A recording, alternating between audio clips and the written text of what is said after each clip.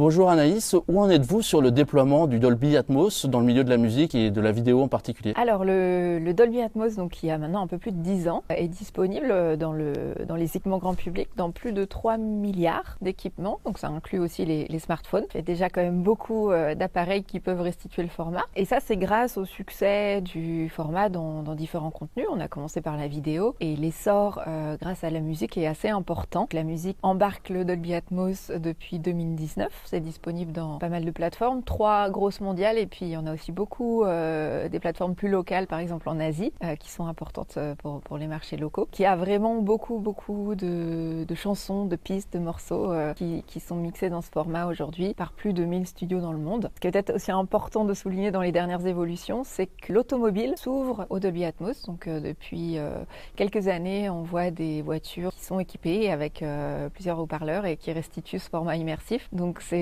chouette, c'est une extension du salon dans la voiture des particuliers. C'est aussi super important pour la musique que l'automobile déploie le format. Et tu as évoqué le salon, donc je rebondis dessus pour dire, et sur la vidéo, quel est l'intérêt du Dolby Atmos pour le monde de la vidéo? Il est multiple l'intérêt du Dolby Atmos pour la vidéo. Bien sûr les films, je pense que l'intérêt dans les films n'est plus à démontrer, le fait que ça va soutenir la narration, ça crée cette immersion par rapport à un film. Du coup c'est la même chose pour les séries. Et puis aujourd'hui en télé on voit de plus en plus de sport, de live sport. Donc par exemple avec les JO cet été, l'Euro, donc les grosses compétitions sportives sont souvent produites en immersif, et ensuite c'est à chaque service de télé, donc chaîne ou service de streaming par exemple, de décider dans quel format ils vont le porter aux spectateurs. Mais là clairement dans le sport c'est aussi vraiment impactant pour d'avoir cette ambiance, surtout dans les sports collectifs qui génèrent pas mal de yes.